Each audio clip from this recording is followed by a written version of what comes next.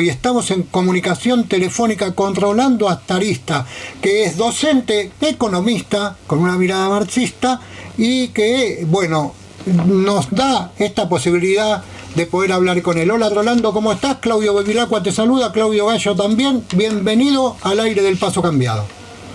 Bueno, ¿qué tal? ¿Cómo va? ¿Bien? Bien. Ahí te vamos a pedir un pequeño esfuerzo, Rolando, si podés hablar un poquito más fuerte. Bueno, ¿cómo no? ¿Está bien? Bueno, ahí vamos. ¿Está bien? Bien. Rolando, ¿cómo vas? ¿Cómo entendemos? Siempre te hacemos de entrada la misma pregunta, vos cada vez que te entrevistamos. Pero, ¿cómo entendemos este presente, este nuevo acuerdo del Fondo Monetario Internacional y hacia dónde vamos con la economía argentina? A ver, yo lo que me parece más importante es ver algunas cuestiones un poco en perspectiva. Sí. Argentina no crece casi desde el 2012. Sí. Hay una crisis que es muy profunda, muy estructural, y que por ahora no da avisos de que esto mejore, tampoco con este gobierno. Claro. A ver, no hay que perderse mucho en la inmediatez de la coyuntura, si subió un poquito, rebotó un poquito la actividad económica, bajó un poquito, etcétera. Aquí hay que verlo un poco en perspectiva. Por ejemplo, hubo una cierta recuperación de los salarios a lo largo del 2024, sobre todo en el segundo semestre.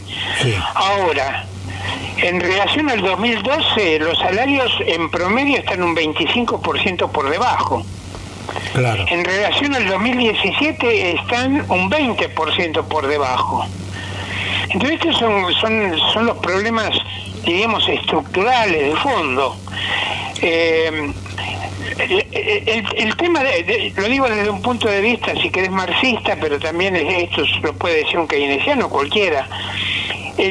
La clave del desarrollo económico es la reinversión, la inversión de plusvalía, para aumentar la matriz productiva y para desarrollar. Ahora, esto, para que haya verdaderamente desarrollo, yo digo, debería haber una inversión parecida a la que tuvo en su momento, poner un ejemplo, Corea del Sur, o no digamos China, de una inversión que equivalga al 25, 30% del Producto Bruto. Bueno, el año pasado, con todas las promesas que hizo el gobierno de Milei, etcétera, la inversión no llega al 17% del PBI. No reproduce siquiera el capital que se está comiendo. Claro. El RIGI, por ejemplo, esta reglamentación que supuestamente iban a venir inversiones y todo eso, es una gotita de inversiones, y prácticamente todas las inversiones con alguna relevancia son encabezadas por YPF, que es la empresa estatal, que es lo opuesto al discurso que dice el gobierno. Claro. El año pasado, incluso porque se dice, bueno, mejoró la actividad hacia el final, etcétera, de conjunto, tomando diciembre 23 a diciembre 24, en el trabajo privado registrado se perdieron 124.000 puestos de trabajo. Hoy actualmente el 42% de los trabajadores están en la informalidad, ya sea como asalariados o como trabajadores que se llaman independientes. Entonces, digamos, el subdesarrollo estructural de Argentina está lejos de haberse superado, o ni siquiera, no superado, ni siquiera hay activo de que se esté revirtiendo, de que se esté cambiando. Son rebotes, hay algunos rebotes en la economía muy desparejos, que no llegan ni siquiera a los picos de hace pocos años atrás, y con situaciones que son muy dramáticas. El consumo masivo, por ejemplo, sí, tiene 16 meses de caída. El acumulado en el primer trimestre de este año es de más del 8% en caída, para abajo. Claro. Esto es gente que debe bajar su consumo permanentemente. El poder adquisitivo ha bajado, y no lo registra en su plenitud el INDEC por la manera en que ponderan los gastos de la canasta familiar, pero claramente el poder adquisitivo de la población trabajadora ha bajado y mucho. Claro. Ahí, termino con eso. Hay algunos sectores que mejoran. Mejoró intermediación financiera, por ahí está repuntando con el crédito la venta de autos, pero esto es un reflejo de la mayor polarización que hay en los ingresos. Bien, aquí se ha operado una transferencia de valor creado, de plusvalía, diríamos, o de valor agregado hacia los propietarios de los medios de producción y de las finanzas. Esto es lo que ha ocurrido a nivel global. Insisto, y no hay nada que esté marcando que empieza a haber un camino de superación de su desarrollo estructural, diríamos, que tiene Argentina. Claro. ¿A qué apuntan, Rolando, cuando te dicen, por ejemplo, vos hablaste recién de una cosa que nosotros mencionamos mucho en el programa, que es la matriz productiva, ¿no?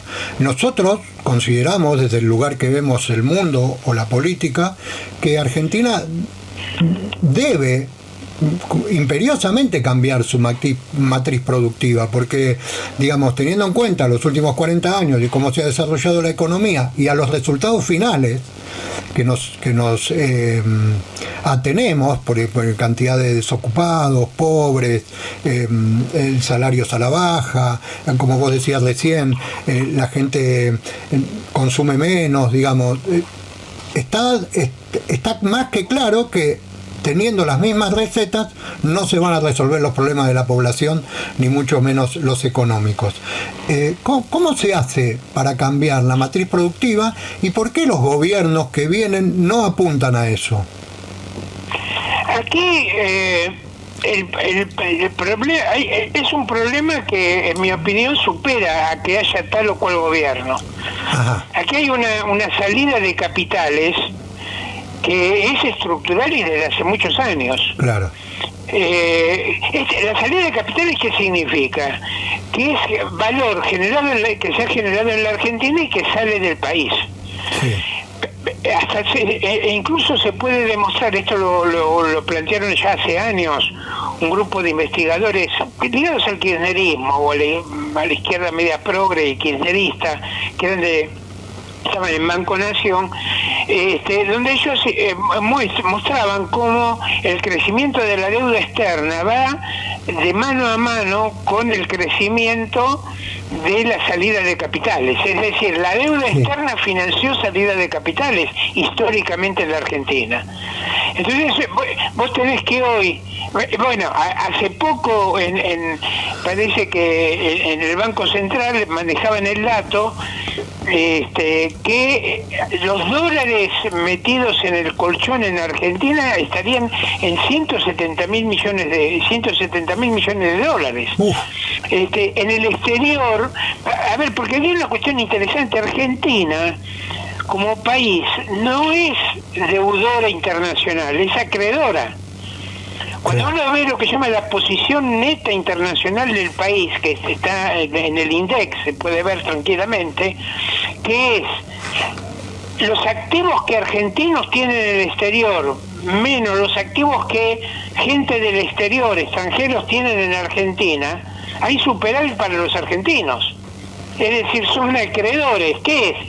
Son capitales de todo color político, si vos querés, porque esto no es solamente el neoliberalismo, esto también afecta a, por ejemplo, sectores de la política nacional y popular que sacaron dinero, evadieron dinero al extranjero y lo siguen manteniendo en el extranjero. O sea, habla de las Islas Seychelles, habla de Miami, habla de inversiones inmobiliarias en otros lados, etcétera. Y ese es entonces estructuralmente, valor agregado generado por trabajo productivo argentino de argentinos que terminan en el exterior. Entonces, esa es la base por la cual la matriz productiva no se reproduce de forma ampliada en el país y tenés que a cada momento sigue aumentando y aumentando la deuda externa, que no es solamente con el FMI. La deuda con el FMI es parte de la deuda. Sí, claro. Digamos. Claro, después viene el Banco Mundial, viene el Club de París. Del 15% de la deuda total que tiene, pero claro. El modelo de reproducción es en base al endeudamiento. Seguro. Rolando, viste que no sé, a nosotros, a la gente común, nos cuesta entender el tema de la economía y cada vez estar peor, y hay mucha gente desplazada, mucha gente que está que no puede recuperar su posibilidad de insertarse, ya no sea en un mercado laboral, sino en nada, digamos. La gente va quedando desplazada y va quedando afuera del sistema. Mi pregunta es, ¿Argentina debería volver a ser un país industrial? O sea, porque está claro que Argentina tiene un rol en el mundo y que es la de producir alimentos y la de qué sé yo, o lo que sea, pero no puede resolver su problema interno de desocupación, de pobreza, de qué sé yo. ¿Cómo sería una economía que la resuelva esa situación? Primero un tema de términos. Yo soy un poco reacio a hablar de gente que queda fuera del sistema. Sí. Gente que es funcional al sistema, generada por el sistema y está dentro del sistema como marginados y sobreexplotados. ¿Se entiende? Está claro, clarísimo. Es decir, el 42% de los trabajadores que están hoy informales, sí, son pilar del sistema de mierda. Está bien, perfecto, sí. Me exalto un poquito al calificarlo, tal vez, si está mal. No, pero me queda más que claro la corrección, está muy bien, sí. Yo creo que esto es para no hacer concesiones terminológicas, digamos. Sí. Bien, eso por un lado. Por otro lado, en Argentina hay sectores que han, digamos, ha habido inversión y crecimiento en algunos sectores. Lo que pasa es que ha sido escaso. Pero, por ejemplo, Argentina tiene una producción en informática, comunicaciones, etcétera, importante, que podría ser un sector de desarrollo bastante importante. En el agro argentino ha habido reinversión. No es cierto que estamos ante los latifundistas terratenientes, etcétera, como dicen algunos, improductivos. No, ha habido inversión productiva, etcétera. Lo que pasa es que todo esto ha sido inversión, por un lado, insuficiente, porque gran parte del excedente termina en el exterior, o porque gran parte de la inversión también ha sido inversión inmobiliaria. Por ejemplo, la renta agraria de la Pampa Húmeda, una parte importante fue a inversión inmobiliaria, que es absolutamente improductiva. Entonces, aquí lo que habría que tener en cuenta es de qué manera necesitaría de todas maneras también inversión estatal, se apunta a un sistema nacional de innovación productiva y de desarrollo. Pero aquí esto lo tomo a partir de una corriente que llaman los schumpeterianos, bueno, no importa el nombre. Hola. Uy, se cortó. Hola. A ver, volvemos a llamar. Bueno, estamos en eso. Ahí está. Ahí se había cortado, sí.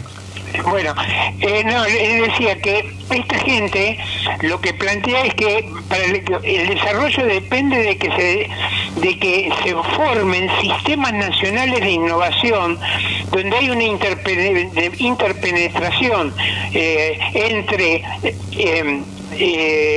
la educación, la ciencia y la investigación y el desarrollo y la generación de empleos calificados. Por ejemplo, si uno dice, yo trato de generar empleo en base a la caída permanente del salario, lo que voy a lograr es trabajo descalificado, marginal y empobrecido. Sí.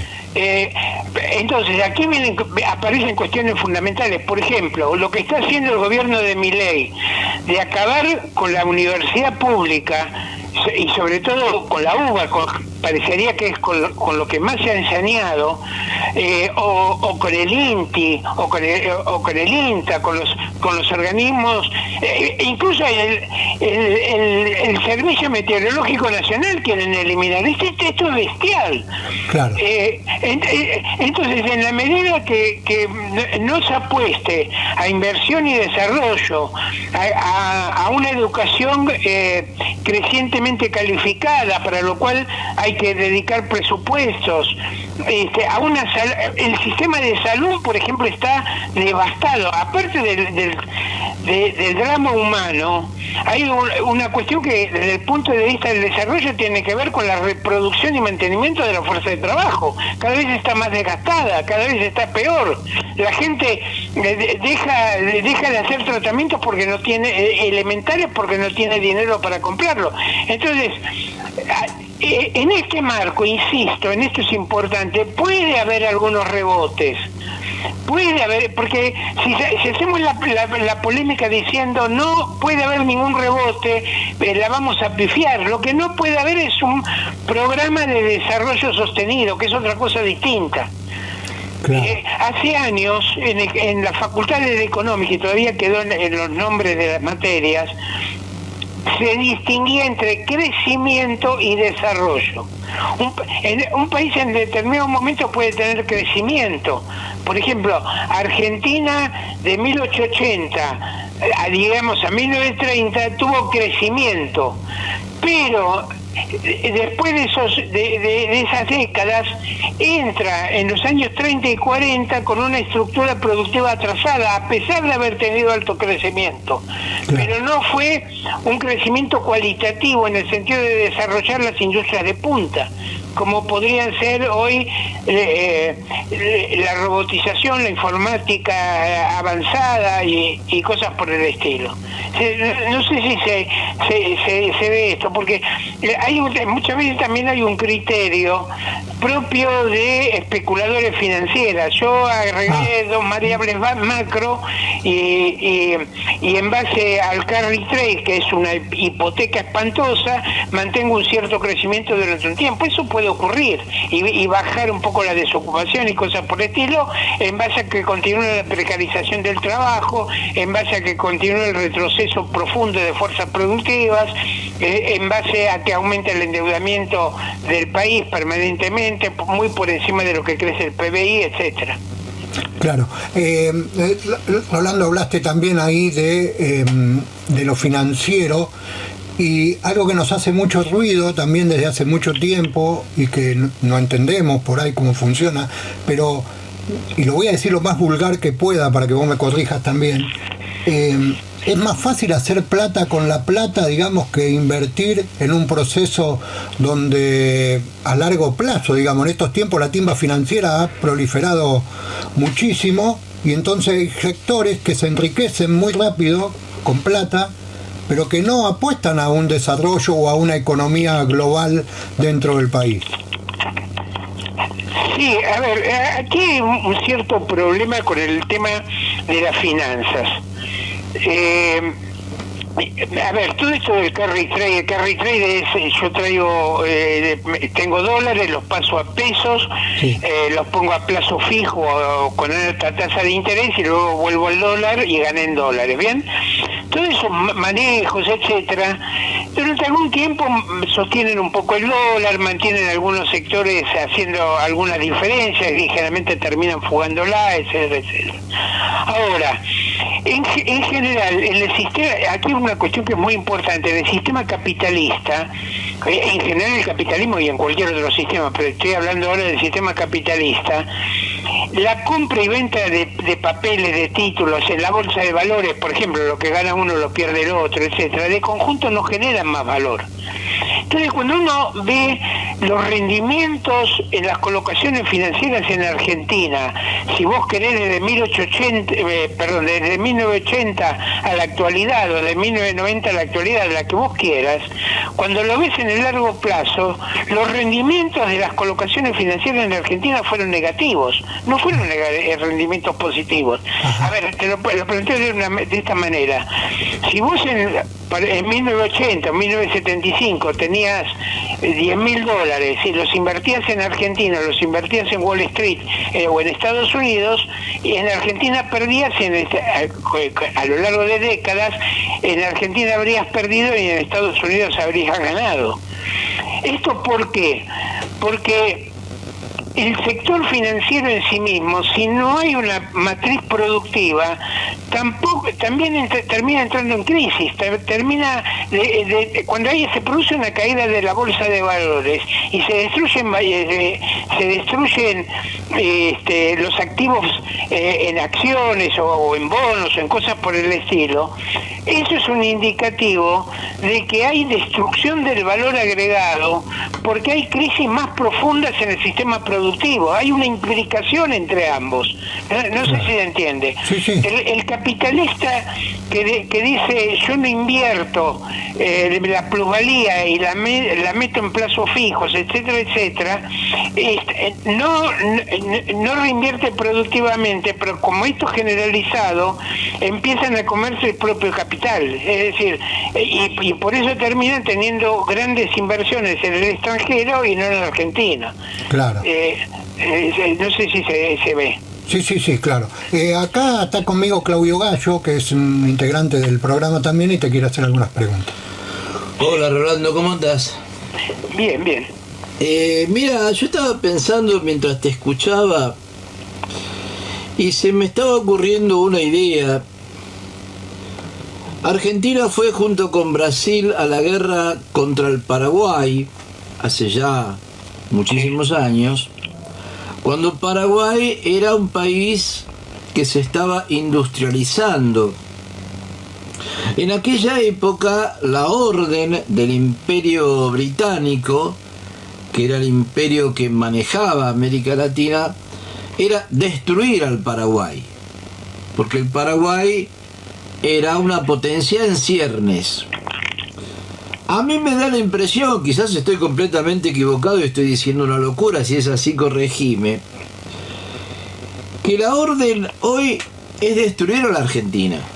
O sea, anular toda capacidad productiva y toda capacidad de competencia con otros países, sobre todo con el imperialismo, y convertir a la República Argentina en un país absolutamente agrícola-ganadero, en donde haya una oligarquía o una gran burguesía que comercialice materias primas nada más, y en donde no haya ningún tipo de atisbo de industrialización o de productos de bienes manufacturados, de valor agregado o de ese tipo de cosas. En ese sentido, la pregunta que yo te quiero hacer que es si el gobierno de Milei es un gobierno que hace las cosas mal sin saberlo y cuyo plan económico va directamente al fracaso, o si hay una intencionalidad de destruir nuestro país económicamente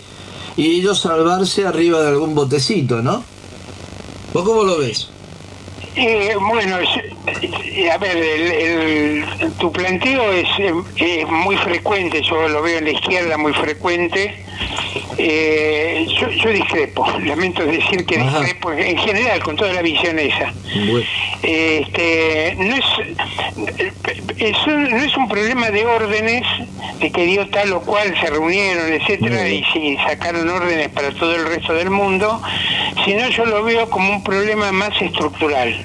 Más estructural, digo, propio de las relaciones sociales, propio del sistema económico. Sería relativamente sencillo, porque vos eliminás al gobierno entreguista y arreglaste las cosas. Pero el problema es que cuando aquí hubo otros proyectos del tipo nacional y popular, con los cuales yo he discutido mucho, diciéndole, muchachos, esto no va. Por ejemplo, la idea de sostenemos la demanda en base a déficit fiscal, el déficit fiscal lo financiamos con emisión monetaria, este es el tronco del planteo, y ligado a la idea de pues, fomentamos el consumo y vamos a tener inversión productiva. Bueno, yo esto lo he discutido incluso con gente que en su momento estaba muy cercana al equipo económico de Kicillof, y le decía, esto te explota en las manos, y cuando te explotan esos programas que están agarrados, digo, aparte, se suponen keynesianos tergiversando al propio Keynes, porque a Keynes nunca se lo habían ocurrido semejantes disparates. Entonces, cuando fracasan esas cosas, da pie a que vengan sectores de la ultraderecha y apliquen estos programas de ajuste ante los cuales la población siente que no tiene alternativas, porque aquí esto es una cuestión muy importante. Cuando esos programas, diríamos, yo le llamo NACAM Pop, nacionales y populares, etcétera, fracasan, y tenés un problema serio de derrumbe económico. Venezuela, Nicaragua, Bolivia, puedo mencionar varios de estos, la misma experiencia del kirchnerismo, te quedás sin alternativa frente a la ultraderecha. Y te ganan el discurso. Por eso aquí hay fenómenos que son tremendos. ¿Cómo puede ser que el 50% de la población siga apoyando este gobierno que la está matando de hambre? Digo esto por un lado. Ahora, más en general, a ver,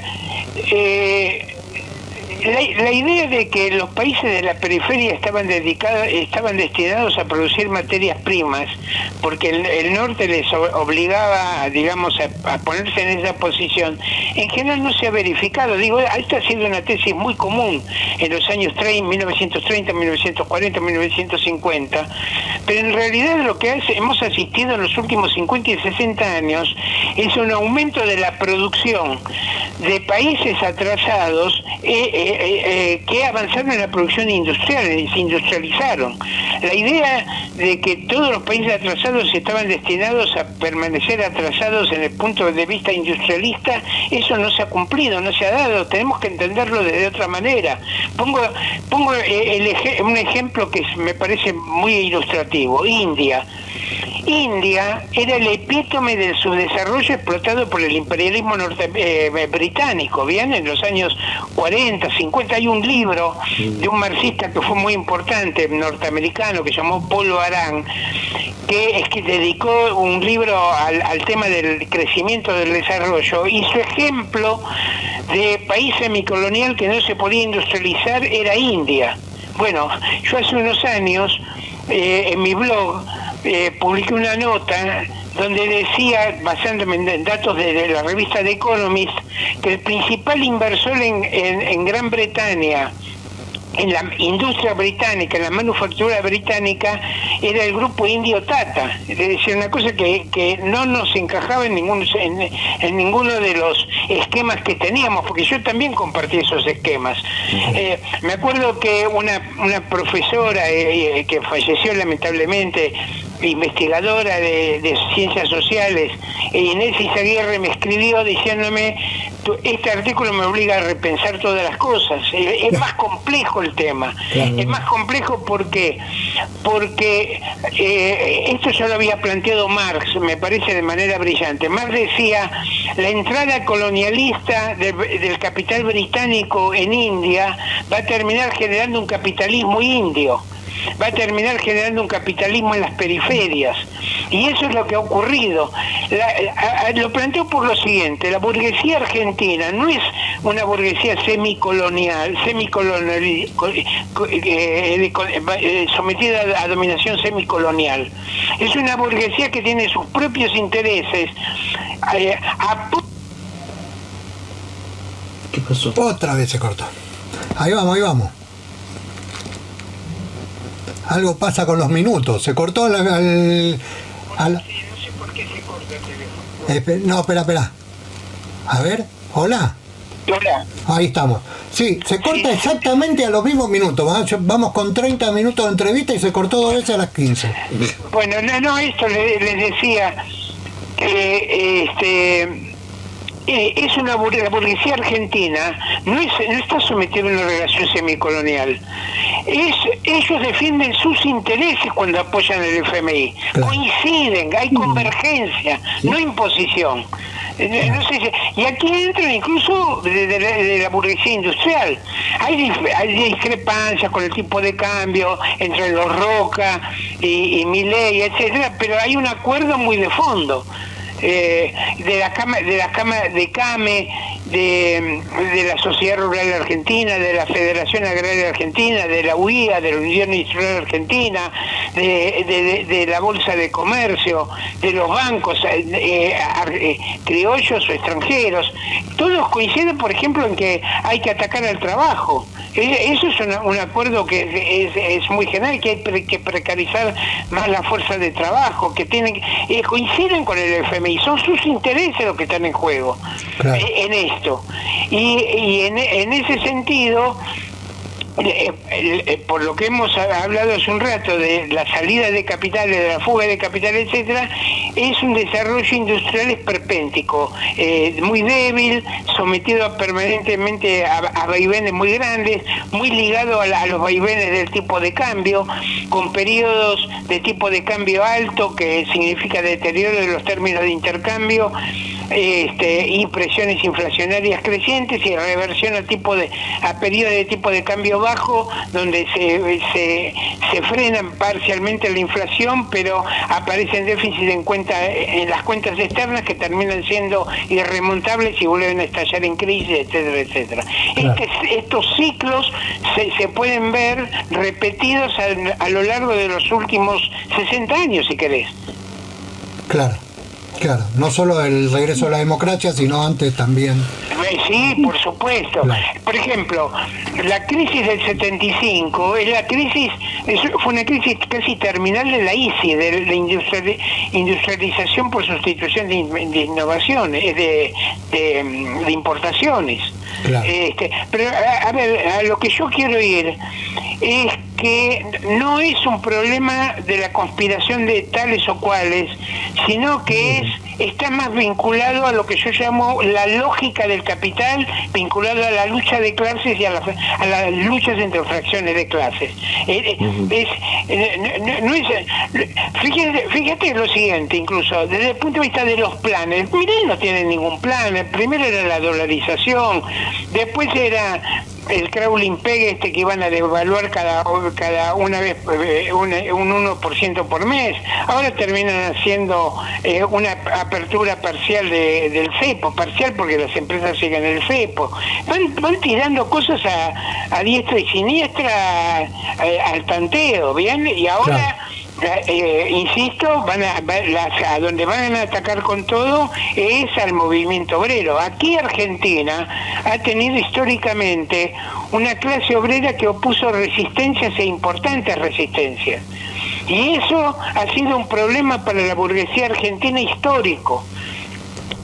Cuando Perón hace al final de su mandato el llamado Congreso de la Productividad, donde habla, por ejemplo, Helbar y otros industriales argentinos, todos pedían, hay que acabar en última instancia, con el poder paralelo que está dentro de la fábrica, es el poder sindical, que no nos deja actuar como queremos en las fábricas, que no nos deja aumentar los ritmos de producción, que nos hace difícil el despido. ¿Por qué? Porque había un poder sindical que establecía esos límites. Eso lo han ido debilitando y debilitando y debilitando. En ese sentido, la entrada de importaciones baratas sirve para eso. Bien, con un dólar, con un peso apreciado, ha servido históricamente para eso, para ponerle a la clase obrera ante la disyuntiva: o aceptás peores condiciones de trabajo o perdés el trabajo porque yo importo desde el exterior. Bien, eso se ha usado como chantaje permanente, y entonces hay una voluntad muy grande en ese sentido de terminar de arrasar con todos las conquistas históricas que todavía pocas que pueden quedar en el movimiento obrero, como los convenios colectivos de trabajo, sí, el derecho a indemnización frente a un despido, frenar la prepotencia de las patronales y los capataces en las plantas de trabajo, cosas por el estilo. claro. ¿Y cuál sería la solución desde el punto de vista de la economía y del marxismo? ¿Qué tendría que pasar o qué tendríamos que hacer en la República Argentina? Bueno, yo tengo un programa de defensa socialista, ¿bien? Aclaro que la reconstrucción, no sé, en mi opinión, o la recuperación de las clases trabajadoras y populares no se soluciona, no se logra, dice, con una receta fácil del tipo, cortamos con el FMI, esto va a andar de maravillas. Esto viene mal de hace mucho, en épocas que estuvo el FMI, en épocas que no estuvo el FMI. Y hay países donde no están metidos en el FMI, la explotación de los trabajadores es tremenda. Incluso, pongo como ejemplo China. En China, la explotación, los ritmos de trabajo que hay en las fábricas chinas es espantoso. El ritmo de trabajo en las fábricas donde China hace en África, por ejemplo, pone inversiones, son ritmos de explotación y de falta de derechos de los trabajadores terribles, etcétera. Ahora, yo lo que defiendo en ese sentido es una construcción socialista, que la construcción socialista significa que se le quita el poder al capital, el poder que da la propiedad de los medios de producción, y se va avanzando de a poco y en acuerdo con todos los trabajadores hacia formas, por ejemplo, de cooperativas, que es una forma de transición hacia el socialismo, que ya en su época Marx y Engels la veían como una forma de transición, con un gobierno de trabajadores que va alentando todas las formas solidarias y cooperativas de intervención en la economía y de los seres humanos entre ellos, donde se ponga en primer lugar las necesidades del desarrollo humano y del desarrollo de las fuerzas productivas.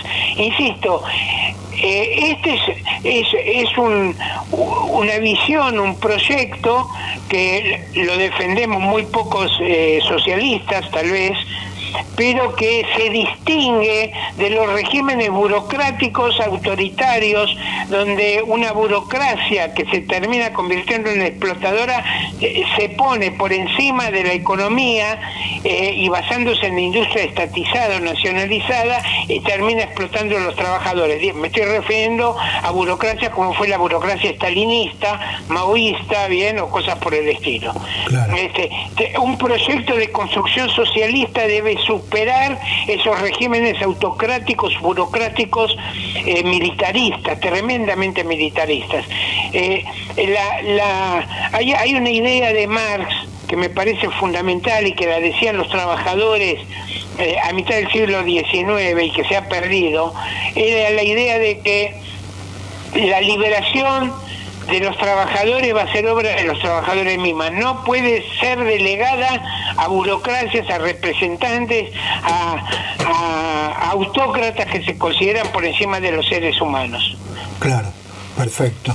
Bueno, Rolando, muchísimas gracias por estos minutos que nos diste, aclarándonos un montón de cosas. Lo último que mencionás me lleva un poco más hacia el anarquismo, ¿no? Trabajador, digamos. Hay una parte de la izquierda, o toda la izquierda en realidad, que habla de un gobierno manejado por los trabajadores. Y eso sería lo ideal, pero claro, hay que ver cómo resulta después, ¿no? Claro, el problema es cuando ese gobierno de los trabajadores empieza a ser reemplazado por un comité central. Y el comité central reemplazado por el secretario general. Claro. Sí. Y ahí tenemos un problemita. Ahí tenemos un problema serio, ¿no? Claro, a ver, vos fíjate lo siguiente. Vos recién nombraste a los anarquistas. Bueno, yo creo que el marxismo, el anarquismo de izquierda, no era el anarquismo de derecha, de defensor de la propiedad privada, no, y claro, de ejércitos privados, sino el anarquismo de izquierda revolucionario tenía un sesgo que fue defendido también en su momento por Lenin. Que era esta idea bueno, ellos adherían a esta idea de la liberación de los trabajadores a la obra de los trabajadores mismos. Fíjate vos que, por ejemplo, cuando se hace la Revolución Rusa del 17, un principio constitucional que se estableció, que era muy importante, era que los que iban a gobernar eran los consejos obreros, pero en los consejos obreros, todo partido que aceptara la de autoridad de los consejos obreros tenía derecho a ir a las elecciones en los consejos obreros y podía gobernar. ¿Qué pasó? Cuando los bolcheviques vieron que iban a perder las votaciones en los soviets, que eran los consejos obreros, que les iba a ganar o los anarquistas o sobre todo los socialdemócratas, los socialistas revolucionarios, y los mencheviques, que les iban a ganar el poder, con votaciones democráticas en los consejos obreros, suprimieron el partido de los mencheviques, aplastaron a los críticos, los mandaron a campos de concentración y cosas por el estilo, muchos de los cuales eran anarquistas también. Bueno, yo creo que ahí empezó la desfiguración de la Revolución Rusa y su burocratización, que ya no paró más. Bien, el propio Lenin se termina dando cuenta al final de su vida de que había un gigantesco aparato burocrático que los dominaba a ellos y no los podían dominar. Entonces yo creo que todo proyecto socialista debe apartarse de esas experiencias autoritarias burocráticas. No puede ser que se construyera el socialismo entrando con los tanques soviéticos a Alemania Oriental, a Berlín Oriental, a Hungría, a Checoslovaquia, a Afganistán y cosas por el estilo. Eso no es construcción socialista. La construcción socialista debe ser crítica, debe ser consciente y debe ser apoyada por la gente. Claro. Rolando, ¿cómo hace la gente para visitar tu blog? Nada, pongan Rolando Astarita blog y listo. Ahí ya está. Y ahí tenés publicaciones permanentes. Sí, tengo de la última una crítica a Milei sobre eso, con su reportaje a Fantino. Déjame decir una última cosita. Sí, lo que quieras.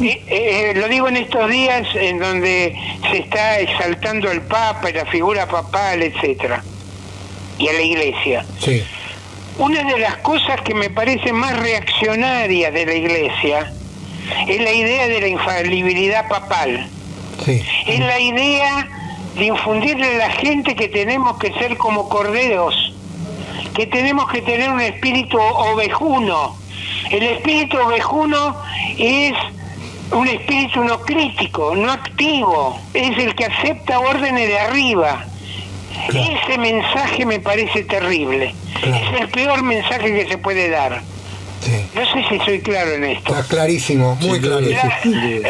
La idea de que el peor pecado es la soberbia. Sí, hay que ser crítico y soberbio intelectualmente para que cada cual sea un sol que piense por sí mismo. Rescato esta idea. Hay que intelectualmente animarse a saber y a decir y a criticar todo lo que queramos que sea necesario decir, examinar y criticar. Bueno, muchísimas gracias. Ahí estamos mostrando en pantalla tu blog para que la gente lo vea y por supuesto vamos a recomendar y por supuesto en algún otro momento te vamos a volver a llamar. Rolando, muchísimas gracias. Muchas gracias igual a ustedes por la oportunidad. Hasta la próxima. Estuvimos hablando con Rolando Astarista, que es economista y que es docente en la Universidad de Quilmes ahí, y que bueno, ahí más claro podemos meternos ahí en el blog de Rolando.